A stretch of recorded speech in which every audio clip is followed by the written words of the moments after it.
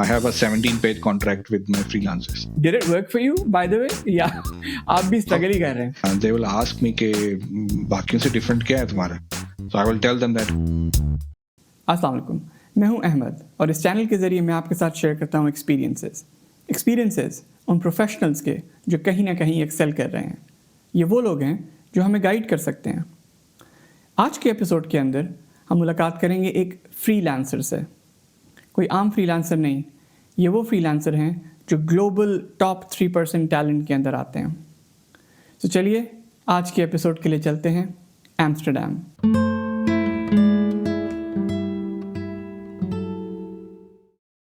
Alright, आज हम बात करेंगे नुमान अबू ज़र से, जो कि एक कंप्लायंस एक्सपर्ट हैं और करंटली एम्स्टर्डम में बेस्ड हैं. बेस्ड तो वो एम्स्टर्डम में है, लेकिन उन्हें रिमोट वर्किंग से 25 से ज़्यादा ममालिक के अंदर वो अपनी सर्विसेज दे चुके हैं. Very interesting journey. तो चलिए आज बात करते हैं नुमान से. हेलो नुमान, अस्सलाम वालेकुम. अस्सलाम वालेकुम सर, क्या हाल है? एक्सीलेंट यार, ज़बरदस्त. How is your day been? आपका how was your day today? Day was great. Of course आपको पता है काम के साथ साथ काफी सारी चीजें और चल रही होती हैं. सो या it was busy, it was good and busy is good. Numan, can you tell us a little about how does the journey start from your early life to a bit about where you are right now? थोड़ा सा हम उस पर बात करते हैं. So basically sir मैं कोटली आज़ाद कश्मीर से बिलोंग करता हूँ एंड इनिशियल एजुकेशन मैंने जेहलम से की और उसके बाद हम आज़ाद कश्मीर दोबारा मूव हुए, वहाँ पे इंटर किया and then we move to Islamabad. तो मैंने ACCA परस्यू किया. ACCA ऑफ कोर्स उसके बाद ड्यूरिंग ACCA के जो फाइनल एग्जाम्स थे उसमें मैंने काम भी साथ स्टार्ट कर चुका था. छोटे मोटे जॉब्स की और कुछ कंसल्टिंग की और ऑडिट की, लर्निंग भी की अपने टीचर्स के साथ और ऑफ कोर्स देन तो मैं शुरू से मैंने लिंक्डइन आई थिंक 2013 में ज्वाइन कर लिया था. मैं तब से लिंक्डइन पे बहुत एक्टिव था और मैंने लिंक्डइन के थ्रू ही एक कंपनी को अप्रोच किया बाहर कतर में and I got a response और वहां से एक जर्नी शुरू हुई. तो मैंने 2 साल कतर में गुजारे initial as a manager internal audit. Then I got an opportunity to work with one of the NASDAQ listed company in Middle East. So US based company थी तो उन्होंने को Middle East में regional compliance officer चाहिए था. So I moved to Dubai for 3 years. I was regional compliance officer for Middle East and Pakistan and North Africa. फिर वहां से जब जर्नी खत्म हुई तो I moved back to Pakistan. तो पाकिस्तान आने के बाद इतना ज्यादा कुछ करने को नहीं था, but I got a chance to work with foreign exchange sector. उस वक्त फैटफ का एक प्रोजेक्ट चल रहा था. फैटफ ग्रेट लिस्ट में थे हम. तो I had experience working in global compliance culture. तो मुझे मौका मिला कि मैं अपनी एक्सपर्टीज शेयर कर सकूं टुवर्ड्स माय एक्सपर्ट इंडस्ट्रीज. तो वहां से फिर जब खत्म हुआ तो I move to US for another opportunity, but that was a time of December 2019. तो मूव होने के फौरन बाद ही कोविड स्टार्ट हो गया and I got some stuck and of course काफी सारे प्रोसेस जो थे वो ब्लॉक हो गए and companies had to let go. तो वहां से एक ले ऑफ का पहला सिलसिला शुरू हुआ. तो I came back to Pakistan and तब कोई जॉब नहीं थी, तो काफी सारी मैंने जॉब्स अप्लाई की, इंटरव्यूज भी दिए, ग्लोबल भी और लोकली भी. मैं कोई चांस मिस नहीं सा करता. So I used to go to multiple platforms, application देना, जहाँ पे देखा हायरिंग मैनेजर को reach out करना. So I got a chance to and get interviewed by some of the big companies like Uber, Meta, LinkedIn. Shortlist ही हो गया तो बड़ी बात थी. And then locally भी कुछ interviews हुए, काफी interesting one. And उसके बाद फिर मैंने freelancing start की. Like freelancing मैंने प्रोफाइल बना ली थी, like साथ साथ मैं करता रहता था Upwork पे. So I choose only one platform. There are like many platforms, but I thought that Upwork is more legitimate platform के जहाँ पे कुछ focus किया जा सकता है. और luckily ये हुआ कि मेरी जो expertise थी compliance की, AML, regulatory और other compliance domain expertise वो बड़ी लिमिटेड थी अपवर्क पे like they were like not such lot of talent there तो मुझे एक वो बेंचमार्क मिल गया कि मैंने उसको किक ऑफ किया और या मुझे पहला गिग आई थिंक 7-8 मंथ्स बाद मिला तो मैंने लेकिन मैं तब तक स्टार्ट करता रहा लिंक्डइन पे भी ट्राई करता रहता था और इस तरह भी और कोविड की वजह से एक ये फायदा हुआ कि रिमोट वर्क जो है वो काफी एक्सेप्टेबल हो गया मोस्ट ऑफ द कंट्रीज में तो पाकिस्तान में बैठ के ग्लोबल कंपनीज के साथ काम करने का मौका मिला सो या इट्स एंड देन हाँ एक फुल टाइम भी मुझे अपॉर्चुनिटी मिली मैंने उसको भी परस्यू किया और साथ साथ मैंने फ्रीलांसिंग भी की You're, mashallah, amongst the top 3 global freelancing talent at Upwork. यानी कि दुनिया के top 3% लोगों में से जो सर्विस प्रोवाइडर्स हैं उनमें आपका और आपकी कंपनी का शुमार होता है Upwork के अंदर. To be at this level, there was a series of things that were happening in the background. For listeners, वो चीजें basically help उनको करेंगी कि किस तरह से एक छोटे फ्रीलांसर से एक प्रीमियम फ्रीलांसर की तरफ आने के अंदर क्या चीजें हैं जो आपको मदद देती हैं उसके अंदर. Well, of course, you're right. Counting in top 3% of freelancers on Upwork out of 18 million freelancers or agencies was not an easy journey or not like a very straightforward journey. And I think it's really good that Upwork itself I'm not promoting a platform, but Upwork itself give you a rookie stage and then you grow it from there based on your clientele, based on your projects, based on the feedback and the consistency you have on the platform. और of course मैंने start किया मैंने एक तो अपनी expert field को focus किया वो मेरे लिए important था क्योंकि मैं उसी में और भी learning कर रहा था then compliance regulations are across different jurisdictions are different. So मुझे जहां पे भी मौका मिलता था मैं वहाँ की जो भी लोकल रेगुलेशंस थी उनको गो थ्रू करता था उनको स्टडी करता था get familiarize with them and then help companies मेरे 70% क्लाइंट्स जो थे वो स्टार्टअप्स थे सो बेसिकली उनको स्क्रैच से उनका कंप्लायंस प्रोग्राम बिल्ड करना एंड एवरीथिंग सो वो एक मुझे एक एज मिला के और उसमें लर्निंग भी बहुत सारी थी क्योंकि एक स्टार्टअप के साथ आपको पता है कि काम करने के लिए आपको डिफरेंट ऑपरेशंस में इन्वॉल्व होना पड़ता है to understand a business that is very important so वो मैंने कंटिन्यू रखा उस चीज को मैंने मेक श्योर किया कि quality of work also remain on the top of it expertise एक अपनी जगह पे है then there are like other soft skill that also matters a lot which I always communicate to my team और जो भी मेरे साथ काम करते हैं या नहीं भी कर रहे होते हैं like friends हैं या दूसरे जो freelancing करना चाहते हैं that is very important for them कि they have to understand couple of things like you need to build some strong soft skills first communication quality your availability around and time delivery is very important in freelancing world के आपको एक deadline मिली होती है आपने उसको meet करना है सो ये सारी चीजें जो हैं you need to check mark all these factors to reach up to this level तो उसके अलावा मुझे कुछ बड़ी कंपनीज के साथ मुझे अपवर्क के साथ डायरेक्ट काम करने का मौका मिला दैट वाज आल्सो वेरी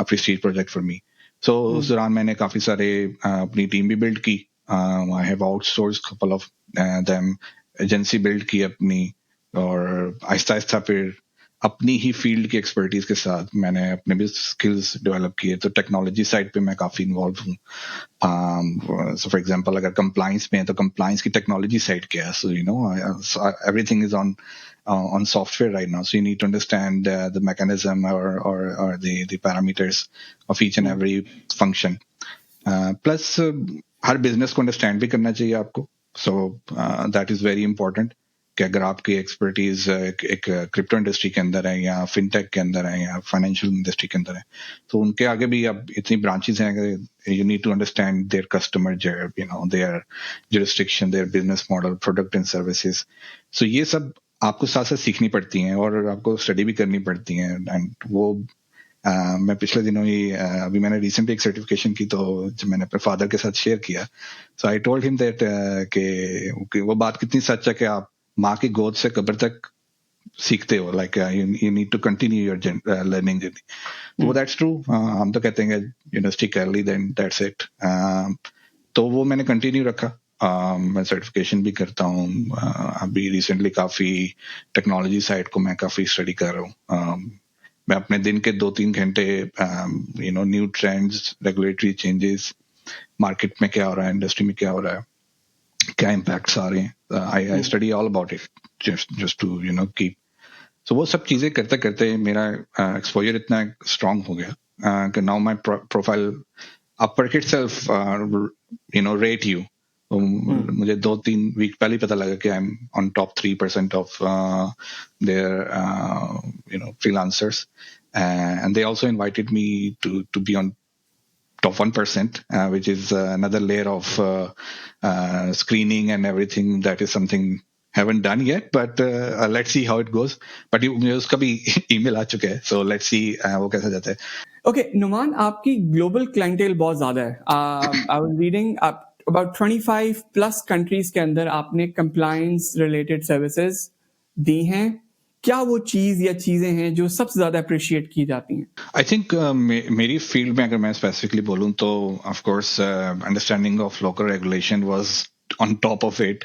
तो मैं हमेशा जब भी कोई प्रोजेक्ट पिच करता था, मैं पहले उनकी रेगुलेशंस को, या अगर मैंने ऑलरेडी उस जुरिस्डिक्शन में काम किया हुआ तो मेरे पास एक बहुत अच्छा पिच होता था कि that I have already work with in this jurisdiction या इस इंडस्ट्री के साथ, और मैंने ये अचीव किया, ये मेरे की ऑब्जेक्टिव से जो मैंने अकम्प्लिश किए. Apart from that, I think आपका जो प्रोफाइल है that needs to be very strong, कि आप you're coming from such a background, strong background, कि आपके पास इतनी अच्छी expertise या clientele या qualification है कि that you can meet those expectations. Proposal pitch are one of another element that always help. तो इवन दो अगर मैंने उस जुरिस्डिक्शन में काम नहीं किया और मैंने उसको स्टडी कर लिया लैंग, so I tell them that I am pretty confident to achieve that. So वो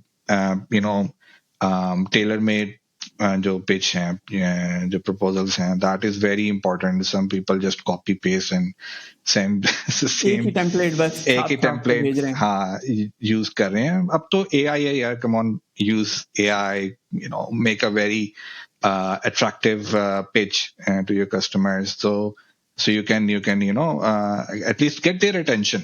मैंने जिस तरह बताया कि मुझे जब फेसबुक, लिंक्डइन या उबर के साथ इंटरव्यू का मुझे चांस मिला, it's not an easy thing to get even shortlisted on their the number of volume they get for one job. तो उसकी इम्पोर्टेंस ये कि मैं हर दफा जब भी जॉब अप्लाई करता था, मैं CV अपडेट करता हूँ अपनी. CV का उसका जो कंटेंट है, उसका जो समरी है, फिर जो इवन जो जॉब्स भी की हुई है उसके अंदर भी मैं वो फिर अपनी अचीवमेंट्स मेंशन करता हूँ, या कि जो मेरी रिस्पॉन्सिबिलिटीज हैं जो उस जॉब के साथ मैच कर रही हूँ. अदरवाइज वरना तो आप अगर अपनी CV या रिस्पॉन्सिबिलिटीज लिखने जाएं तो आपके तो आई थिंक 10-15 पेज का प्रोफाइल बन जाए. But that is very important. तो मैंने अपना एक रखा हुआ है कि every time when I pitch clients, I update my proposal, I update my profile, and that has to meet their expectations. Then आप next phase में जाते हैं. The next phase is to meet the client. So मेरा अक्सर client के साथ meeting में ये नहीं होता कि यार मुझे ये काम दे दो. No. You need to understand their expectations first. कि आप क्या चाह रहे हो. Then tell them how you can help them. This is your experience, this is your expertise, and this is something you can help with them. Value क्या add कर सकते हैं. So मेरा भी जब अपवर्क पे भी मैं पिच करता हूँ क्लाइंट को, और मुझे अगर मेरा प्रपोजल व्यू भी हो जाता है और मेरा क्लाइंट के साथ फर्स्ट मीटिंग होता है, I never go for contract right away. I tell them that we gonna have this meeting, we gonna have another meeting. Next meeting में मैं उनको बताता हूँ कि okay, this is your challenges, this is what you want, and this is what I am gonna do, and this is the plan. तो मैं plan के साथ जाता हूँ उनके पास, ताकि उनको पता हो कि like the person is coming, उसका एक्सपीरियंस भी है और वो एक प्रॉपर प्लान के साथ आ रहा है, स्ट्रेटजी के साथ आ रहा है, like he is gonna implement those thing. And this could work for any other field. अगर मैं डेवलपमेंट की साइड की बात करूं, सो अब डेवलपमेंट में तो डिफरेंट किस्म के प्रोडक्ट्स आएंगे पिच होने के लिए. So if you have built one solution और आपको दूसरे solution बनाने का idea ही नहीं है, so you cannot get it. अगर आप आज फ्रीलांसिंग स्टार्ट कर रहे होते 2024, you know how the world is, you have all the experience that you have in your mind, but you're starting freelancing today. कौन सी ऐसी चीजें जो आप नहीं करेंगे, या कौन सी ऐसी चीजें जो आप लाजमी करेंगे? What are the do's and don'ts, in other words, which you would like to emphasize on? Please. Interesting one. सबसे पहले तो मैं ये देखता हूँ कि जो फ्रीलांसिंग अगर जॉब आप ढूंढ रहे हैं या पिच करते हैं तो that is also your job. So do it as कि आपकी ये ड्यूटी है. सो मैं जब जॉब सर्च करता था तो मैं सुबह 9 बजे बैठता था, 12 बजे तक, 1 बजे ब्रेक ली, फिर बैठा, फिर पिच किए. So that was my full time job to search a job. ठीक है. So that is very important कि आपको फोकस रहना चाहिए. And then of course after you leave your system, stay away. Of course you don't need to get very desperate और frustrated कि अगर आपको काम नहीं मिल रहा. You need to wait. You need to wait for right project, right opportunity. फिर वही बात आ जाती है कि कोई भी प्रोजेक्ट ले लेना, that's not a solution. कुछ फील्ड्स हैं काफी competitive हैं फ्रीलांसिंग में, जिस तरह के आईटी की हैं, कंटेंट राइटिंग की या बुक कीपिंग की. So these are very competitive, expertise on platform. So people get frustrated because they don't get job. Very low price competition है सबके अंदर, and there's a lot of talent, there's a lot of jobs, or sometimes काम नहीं मिलता. So no need to worry about it. Meanwhile, you're searching for these jobs, try to learn some other things like financial management, financial projection, financial planning और इस तरह की जो चीजें होती हैं, because आजकल pitch decks और financial modeling ये चीजें भी बहुत demanding हैं. So you can learn if you don't know about these things. So don't get frustrated, rather you spend your time to learn about these things. उसके अलावा जब client मिल जाता है, so you need to build a trust. You need to be very kind, show your passion, but not to be very, overconfident. हमारे लोगों में कुछ होता है कि like हमें तो सब आता है. That's not the case. I'm still learning. मेरे 10-15 साल हो गए हैं. I'm still learning today. ठीक है. और ये कुछ issues हैं जो challenges बनते हैं later on, because एक टाइम ऐसा आता है कि आपके और क्लाइंट के बीच में एक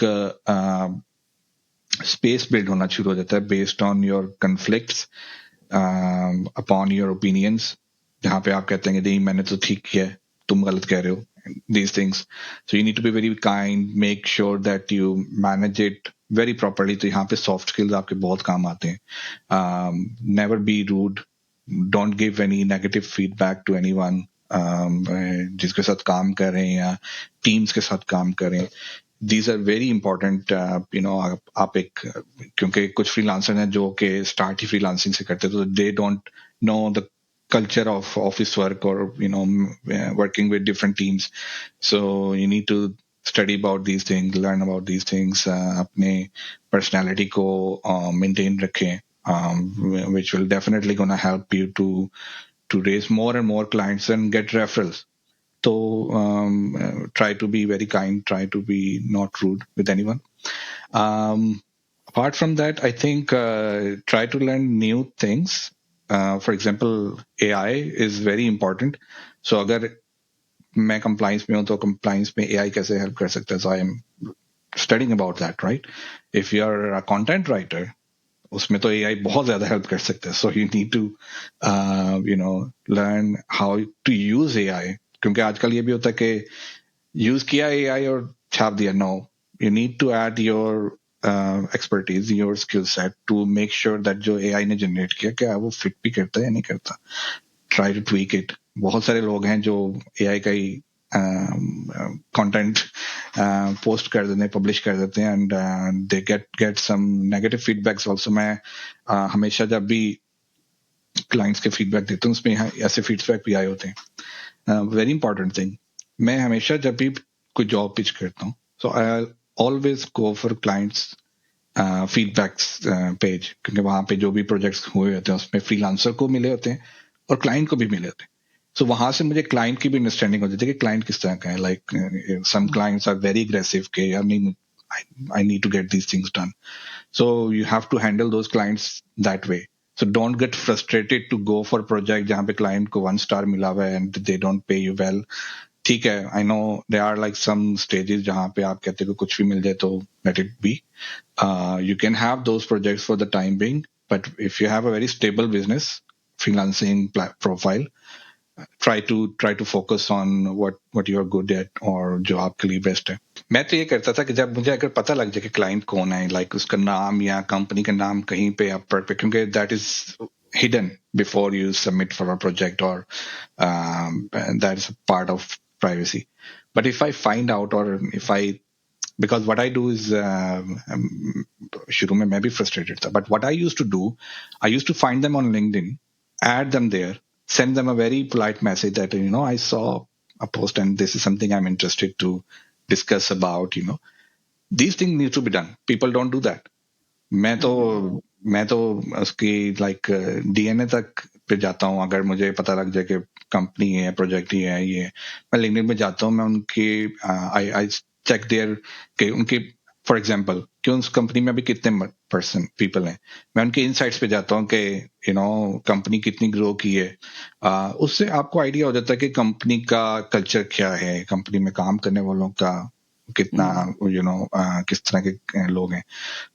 this is very very important. अच्छा, आई थिंक एक और चीज भी है कि I think when you are offering as a freelancer, the balance between आपकी प्रोडक्ट ऑफ द शेल्फ कितनी लगे वर्सेस बिस्पोक कितनी लगे. बिकॉज अगर आपने बहुत ही जेनेरिक सी ऑफरिंग की ना तो वो ऑफ द शेल्फ लगेगी.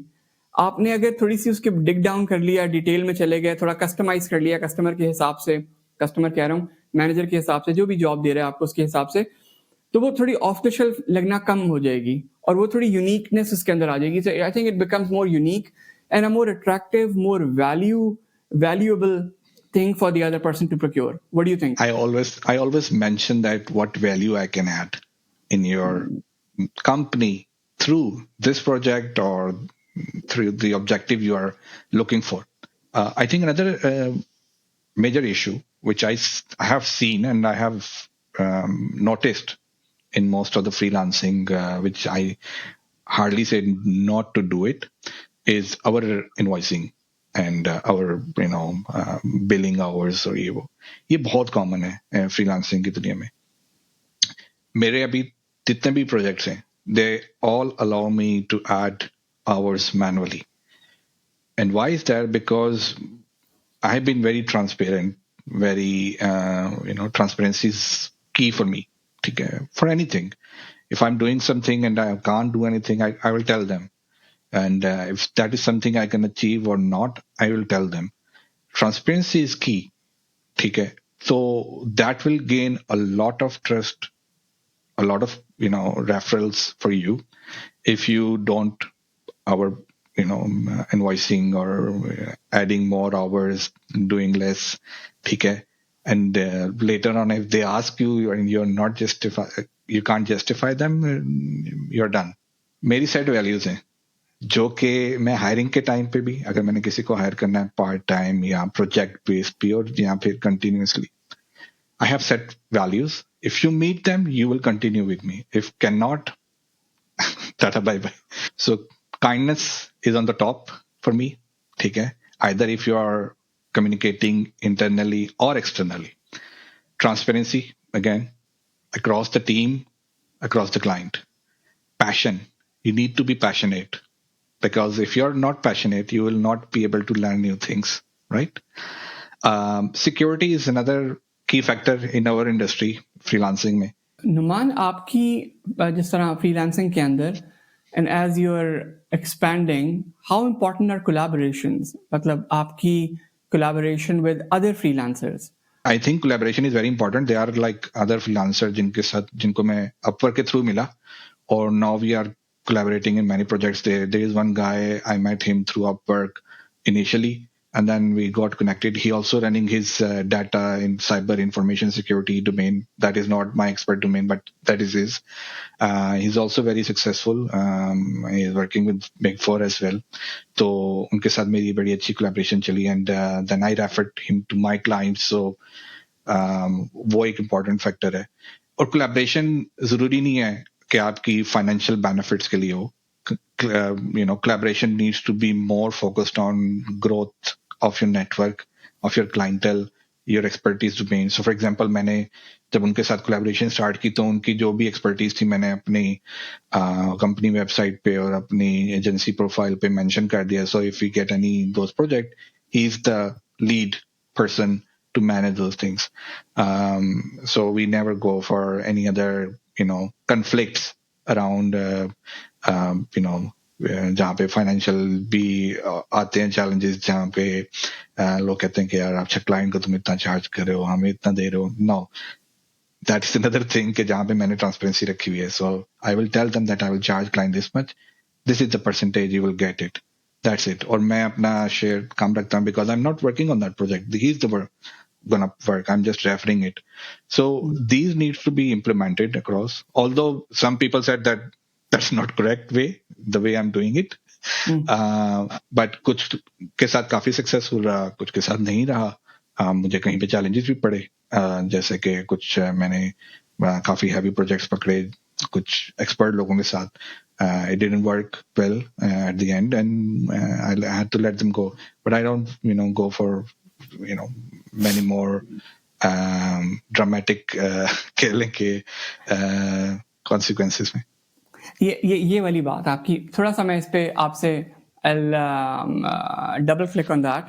आपने ये तो बता दिया कि आप बड़े ट्रांसपेरेंट होते हैं अपने कंसल्टेंट्स के साथ भी, जिनके साथ आप काम, कोलैबोरेटर्स के साथ भी, और आप उनको राइट स्पॉटलाइट भी देते हैं जब जहाँ ड्यू हो. एंड ये तो बड़ी अच्छी सी बातें आपने कर दी.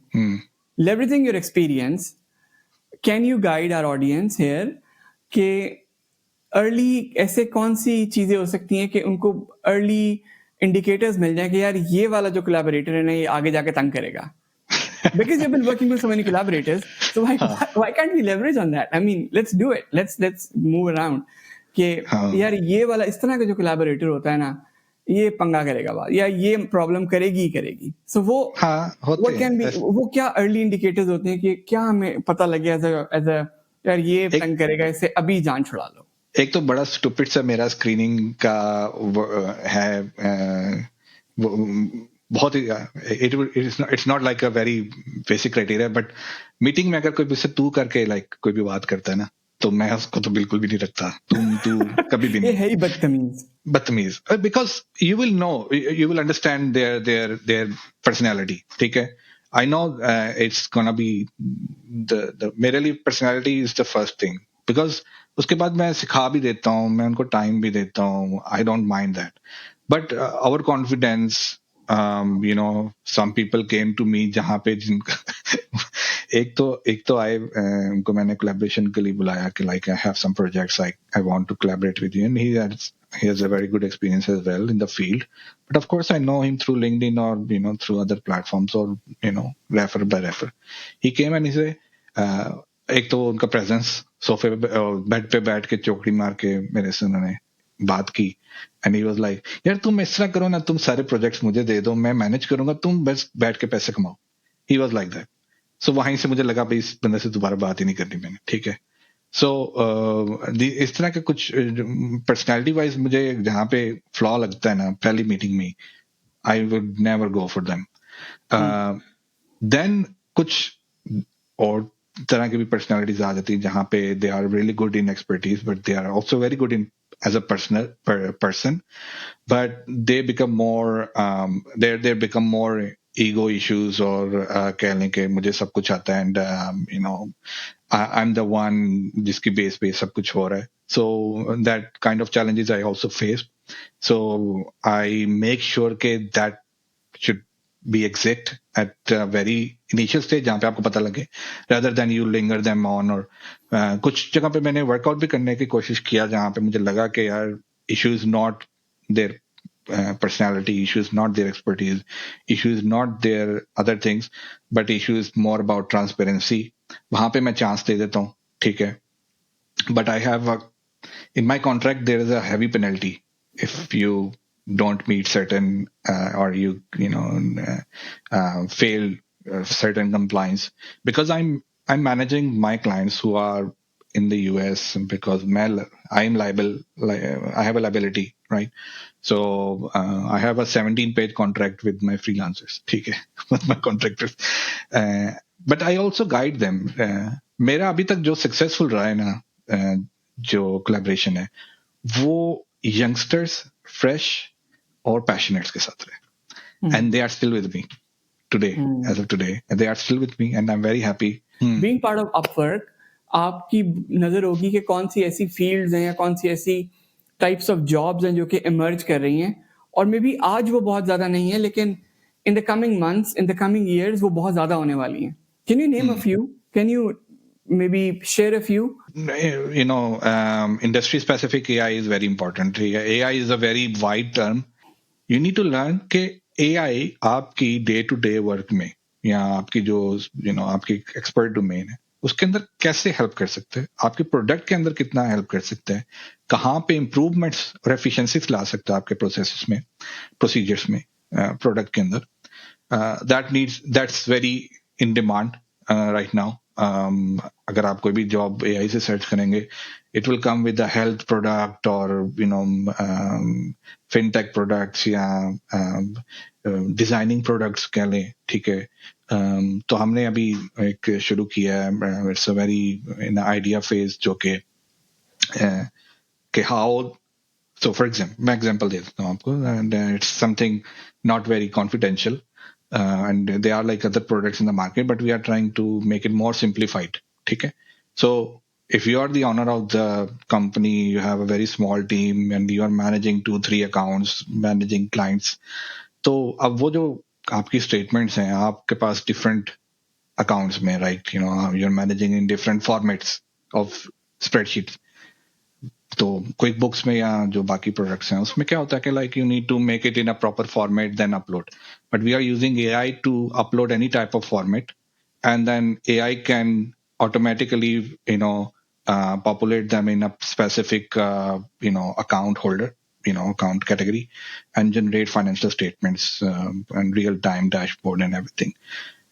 So अब इसके लिए आपको जाहिर सी बात है, इस आइडिया को लेने के लिए, इसको राइट करने के लिए आपको जरूरी नहीं है कि आप कोई सर्टिफिकेशन करें, एजुकेशन करें.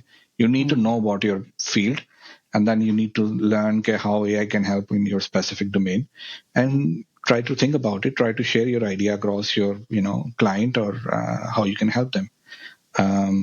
And I think product management is another very in demand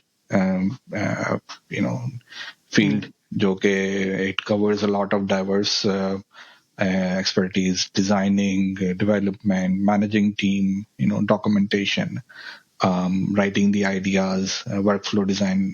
So ये important है. I think ये मुझे जहां तक अभी नजर आई है. आपने को पायलट्स का तो सुना ही है कि को पायलट्स होते हैं, कोडर्स इस्तेमाल करते हैं कि ये मैं कोडिंग कर रहा हूँ, मेरा को पायलट मुझे हेल्प कर रहा है, एआई सपोर्टेड को पायलट कि ऐसे कोड नहीं, ऐसे करो. सो एक सोचने का तरीका है कि हम ये भी तो कर सकते हैं, उस को पायलट को हर फील्ड में सोचना शुरू कर दो. को पायलट की तरह सोचें अगर हम एआई को, तो हर फील्ड का को पायलट एआई बन सकता है. It's just a matter of कि आप उसको सोचते हो उस तरह से. इस तरह प्रोडक्ट मैनेजमेंट की हर स्टेप के ऊपर, चाहे वो डिजाइन हो, चाहे वो उसकी डॉक्यूमेंटेशन हो, चाहे वो उसकी क्वालिटी एश्योरेंस हो वगैरह, उसका को पायलट बनाया जा सकता है. और वो को पायलट एआई सपोर्टेड को पायलट हो, जबरदस्त इंजन हो पीछे जो उसको सपोर्ट कर रहा हो एआई का, वो को पायलट आपको करके दे. So I think it's just an idea for the audience here कि आप इस को पायलट को सिर्फ अकाउंटिंग की हद तक ना सोचें या सिर्फ कोडिंग की हद तक ना सोचें. थिंक अबाउट को पायलट, डेवलपिंग को पायलट्स, कहीं पे भी को पायलट बनाना है. Even products के अंदर अब co-pilots यूज हो रहे हैं to create narratives, to create other support engine for even अगर आप किसी भी बहुत सारी जो वेबसाइट्स हैं उन पर जाएंगे, अगर आप उनके सपोर्ट चैट में जाते हैं तो उनका एआई रिस्पॉन्स कर रहा होगा, not the real human being. Numan, you've been providing services for a long time now. What is a unique product that you will prefer my company and not some other company? I think companies आजकल ज़्यादा automated process की तरफ ज्यादा focus कर रहे हैं. So whenever they look for some product or services, they can see that the value they can add and automate and bring some efficiency in the product or their process or procedures. That is really, really key for them. Okay, they need to be dependent on those and bring efficiencies around their business operations so they can focus on their key objectives जो कि उनका business बढ़ाने का होता है. But they want to make sure that their other operation engine runs smoothly, efficiently, and more automatedly rather than depending on people. So they really look for these kind of solutions. They look for more unique ideas to manage new things. So for example, if I'm providing a policy management or policy building solution or services, they will ask me कि बाकियों से different क्या है तुम्हारा. So I will tell them that कि मतलब एक तो ये कि मैं इतने टाइम पे प्रोवाइड कर दूंगा, मेरा इतना एक्सपीरियंस है. They will say हाँ ये तो सबके पास है, बट यूनिक क्या है उसमें. So I will tell them कि मैं तो टेलर मेड बनाऊंगा, बाकी लोग तो कॉपी पेस्ट करते हैं पॉलिसी प्रोसीजर्स को, राइट. सो कहते हैं अच्छा ठीक है, टेलर मेड भी हमें मिल जाएगा. But then, of course, the next phase is, of course, to tell them that, okay, see, I'm gonna build policies and procedures using this technology. I will put some AI. It will generate more tailor-made, readily available for you to, once I will develop and deliver it to you, मेरा काम खत्म है. But you can still use AI to improve that going forward because policies तो update होती रहती हैं. तो ये एक जस्ट एग्जांपल दे रहा हूँ कि ये मेरा, क्योंकि काफी सारे प्रोजेक्ट्स आते हैं पॉलिसी बनाने के लिए, वो वन टाइम होते हैं. तो उसमें मेनली चैलेंजेस उनको ये आते हैं कि उनको अप्रूवल नहीं मिल रहा है या पेमेंट पार्टनर से अप्रूवल नहीं मिल रहा, and how they can manage them without having me for full time. ठीक है, मतलब मेरे से उन्होंने एक दफा बनानी, दैट्स इट. उसके बाद मैं नहीं चाहिए उनको वो they will manage themselves, but they don't have expertise. So मैं उनको वो भी गाइड कर देता हूँ कि like going forward you can have them. Initially revisions भी मैं इनको ऑफर करता हूँ, सो दे लव दैट. ये छोटी छोटी चीजें हैं जो कि वैल्यू ऐड कर सकती हैं आपकी अंदर. तो client will expect these things to get things done. और क्या ये आपकी बात सही, क्या ये एज्यूम करना ठीक होगा, correct me if I am wrong, क्या ये एज्यूम करना ठीक होगा कि अब आप स्टैटिक प्रोडक्ट नहीं ऑटोमेटेड वर्कफ्लो बेच रहे होते हैं? करेक्ट, ऐसे ही राइट, कि स्टैटिक प्रोडक्ट तो एक दफा बेच दी, वो आपने यूज की और खत्म हो गई. शायद अब वो चीजें अगर हम देखें उसकी डिमांड भी कमी होगी अब, लेकिन खैर इस तरह की चीजें शायद छोटे लेवल पे तो फिर भी चल जाती हैं. I want to write a book, I want to write a whatever, पता नहीं किस तरह के स्टैटिक प्रोजेक्ट्स बहुत सारे होते हैं. तो आई थिंक वक्त के साथ साथ ये स्टैटिक प्रोडक्ट्स की डिमांड कम होती जाएगी और ऑटोमेटेड वर्कफ्लोज अगर आप बेचते हैं, बना के बेचते हैं, उसकी डिमांड बढ़ेगी. Exactly. What can be better than that? Using the AI. आप मुझे हर साल हायर करो, मैं आपकी कंसल्टेंसी दूंगा और अपडेट करूंगा और 3 महीने बैठूंगा आपके एक्सपेंसेस के ऊपर. Exactly. So हमने बड़ा यूनिक से किया उसको कि हमने AI डाल दिया इसमें, और आई थिंक वो अगर रेगुलेशंस की लिंक ऐड करेंगे तो AI उनको सजेशंस दे देगा, हाईलाइट भी कर देगा, करेक्शन भी दे देगा और रिकमेंडेड कंटेंट भी देगा. So this is very unique. ठीक है, तो ये बहुत मतलब मैं नेक्स्ट लेवल पे जाके बता रहा हूँ. बट यहीं से आपकी वो, मैं पिछली बात को लिंक करता हूँ कि कंटेंट राइटर्स की जॉब डिमांड कम हो गई. That is because of the automation. ठीक है, तो AI आया, content can be created using the AI and people can do themselves rather than hiring a content writer. So that is key. And I think client expect karta hai ke, like, they, of course, they are like most of the clients, again, 70% से ज़्यादा client Upwork पे, they are the one who are maybe in an idea stage, initial stage, or in a startup stage. They don't want to spend a lot of money. That's why they are coming to Upwork as well. हम बहुत ज्यादा AI की बात कर रहे हैं और हम AI की बात कर रहे हैं एक कंप्लायंस एक्सपर्ट से. अगर मैं रेगुलेटर होता ना तो मैं तो कभी भी, अब रेगुलेटर अभी भी हेसिडेंट है AI को बेसिकली, जब एक कोई जाता है ना कि मैंने कंप्लायंस की हुई है based on AI, from a regulator perspective, थोड़ा सा टेक्निकल सवाल है. रेगुलेटर्स अभी भी कम से कम, I know in EU, I know in US, FCA UK में भी, दे आर हेसिडेंट कि अगर आप उनको कहें ना कि मेरा AI असिस्टेंट ने मुझे कहा है कि मैं कंप्लाइंट हूँ, हैंस मैं कंप्लाइंट हूँ। What are you talking about? कहाँ से बना के लेके आए हो? I, यार ये I, बैलेंस कैसे स्ट्राइक कर रहे हो? आप तो कंप्लाइंस एक्सपर्ट हैं और AI की हम इतनी बातें कर रहे हैं, ये क्या हो रहा है? I agree that regulators are still trying to figure out how the AI can be used in AML, financial crime, compliance, regulatory compliance domain. But the guidelines are already there.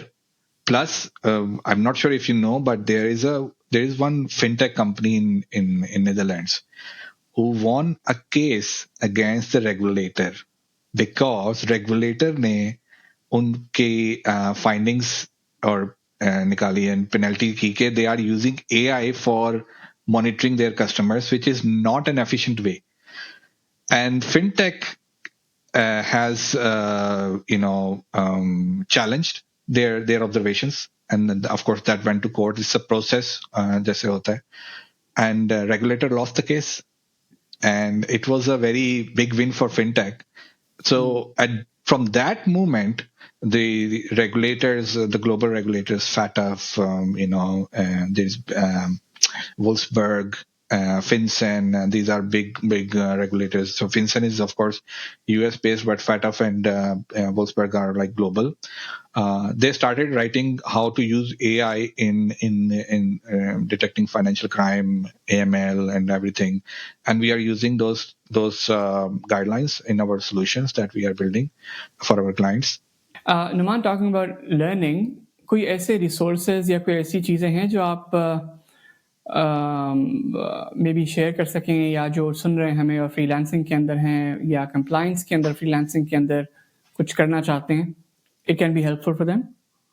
Definitely, there are many certifications that you can do, or I think continuous learning is very important. It's the key, and it can add a lot of value in your profile. To be honest, for example, अगर मैं compliance से हूँ and if I don't have certain certifications, client will not even talk to me because that is something required by regulator also, and it's like a very good thing.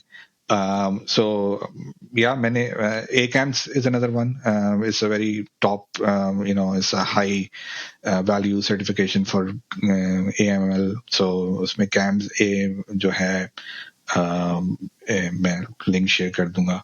So उसमें further और भी certifications हैं. You can start with the basic one and go for specialized one and then advanced level.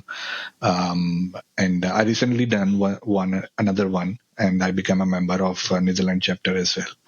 तो उसके अलावा ICA एक international compliance association के नाम से, that is also very known certification. देन उसके अलावा कुछ लोकल बॉडीज भी करा रही होती हैं. मिनिस्ट्री ऑफ कंप्लायंस है एक, उसमें काफी अच्छी वेरी लो प्राइस सर्टिफिकेशंस हैं, but with very good knowledge. Apart from that, I think I also encourage people to learn about, how AI works. AI के अंदर machine learning क्या है, LLM क्या है, these are other terminology that you need to understand how it works, how the terminologies works. मैंने technology AI के अलावा भी जो basic engineering साइड है उसके बारे में भी काफी स्टडी की, front end back and development, उनके अंदर लैंग्वेजेस क्या हैं, एपीआईज कैसे काम करती है. So this is something I learn through this freelancing journey. उसके अलावा हार्वर्ड और कैम्ब्रिज के भी काफी सारी ऑनलाइन पाइथन रिलेटेड और designing related, language related courses हैं जो कि फ्री हैं.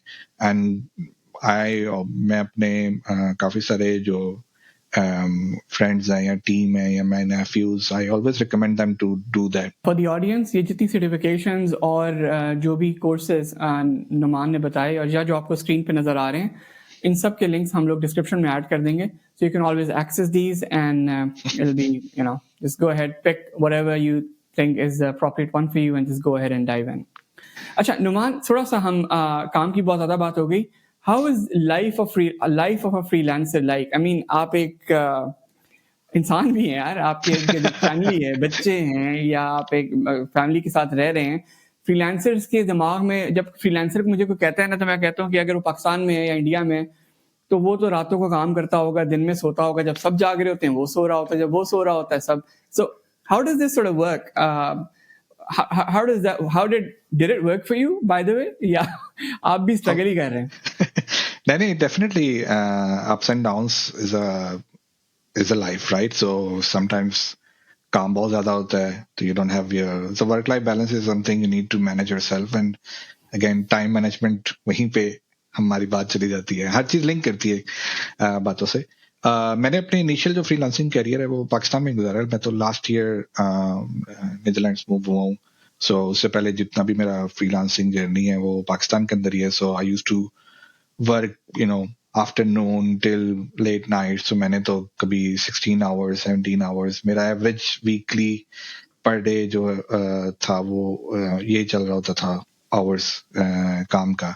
तो इनिशियली तो मैंने बहुत काम किया. देन जब मैंने अपनी टीम बिल्ड की, of course I started dividing that work, but responsibility फिर भी होती है. So I need to be there.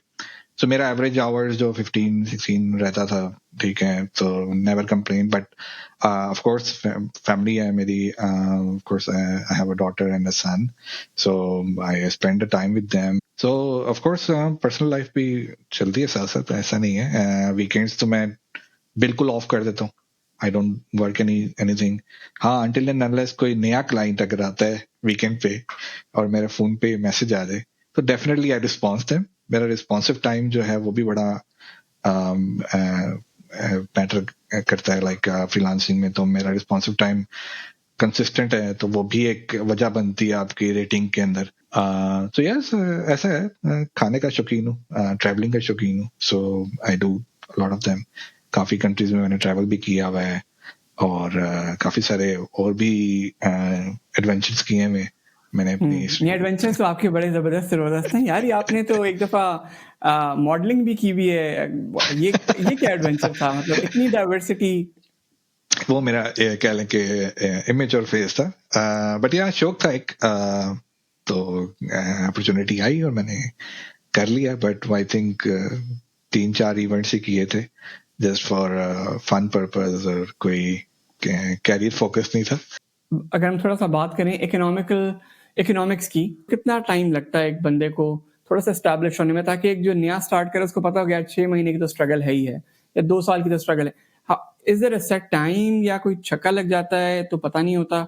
How does that look like? हाँ, I think I believe so कि लक भी काम करती है, and it's something you can not ignore.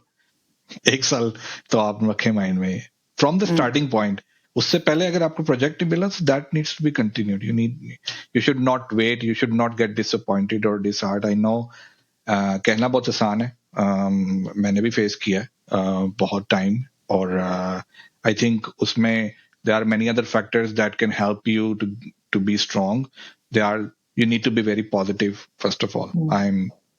मैं इस तरह का बंदा हूँ कि लाइफ में डिक्लाइन चल रहा है तो मैं फिर भी बहुत अच्छा सोचता हूँ कि यार ये तो वही वाली बात है कि ये वक्त भी नहीं रहेगा वाला जो कोट है वो यहाँ पे फिट होता है, कि मैं यही सोचता था. और मेरा जब ले ऑफ हुआ, I have seen very struggled period. उसमें मेरी वाइफ ने सपोर्ट किया, मेरे पेरेंट्स ने सपोर्ट किया. तो आई थिंक वो इम्पोर्टेंट है, ठीक है, बट उसमें आपकी अपनी विल पावर कितनी स्ट्रांग है, दैट्स वेरी इंपॉर्टेंट. तो अगर आप डिसहार्ट होके डिससेटिस्फाइड होके बैठ जाएंगे, I don't think so you can put effort. You need to use your positive energy to spend time to pitch projects, to focus on that. Again, Upwork use करें, LinkedIn use करें, and there are many other platforms. Freelancer.com है, Fiverr है. People can go on those platforms. क्योंकि मेरी जो expert field है उसके वहाँ पे इतने projects नहीं है, but there are many other projects that you can pitch there. Alright, Numan, thank you so much. मजा आ रहा है गप लगाने का, लेकिन we have to cut it here. Any final words for the audience? I think first of all, everyone has to set their values. Apart from that, of course, continued learning is key. Keep learning about new things, new trends. And yeah, I think keep consistent and try to focus on what you are best at. Thank you for finding time, and hopefully अगर मौका लगता है तो हम दोबारा, क्या पता आपके साथ एक एपिसोड कर रहे हो. So definitely, but all the very best to you. Happy to share. All the very best to you. Thank you so much, Numan. Thank you so much, sir. I hope आपको इस episode से कुछ insights मिली होंगी।